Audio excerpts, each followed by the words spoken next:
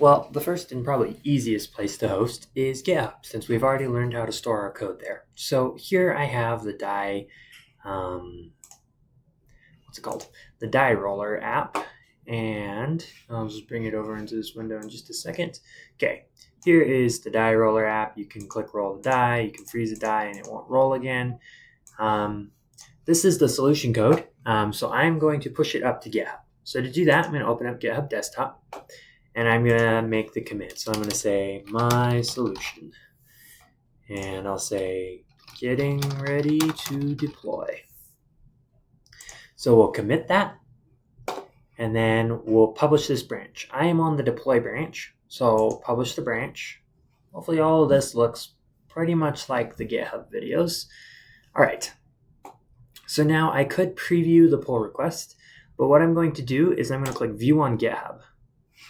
And that opens up this page right here.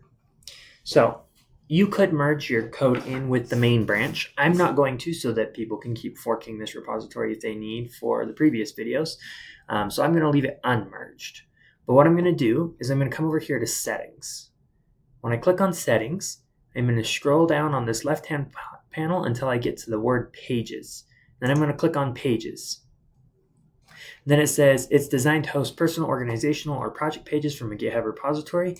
And then you source, we're going to say deploy from a branch. What that means is it will take your code off of a branch and it will make it publicly accessible to the running website.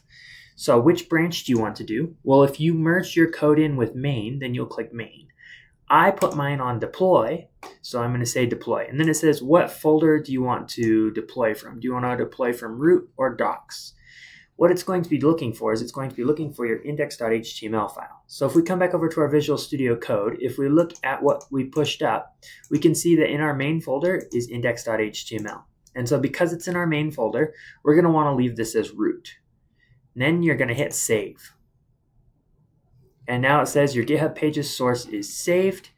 And if you come over to your code, and we'll reload this page. And actually, I do think we need to switch this over to the deploy branch. So it was on main, we changed it over to deploy. You can see this pending dot here.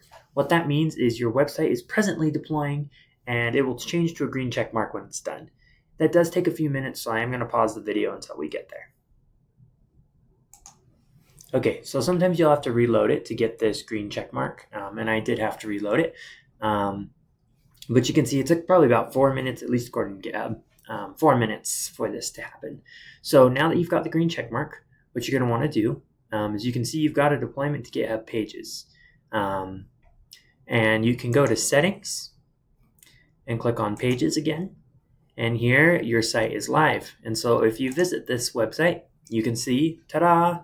And if you look up at the top tab, you can see it's https:// probably your GitHub username.github.io / the name of your repository. And this website is live, so anyone could go visit it.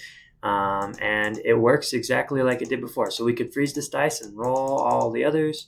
Could freeze some more die.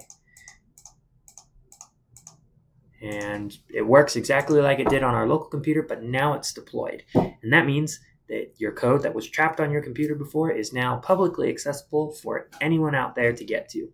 And that's how you deploy on GitHub Pages.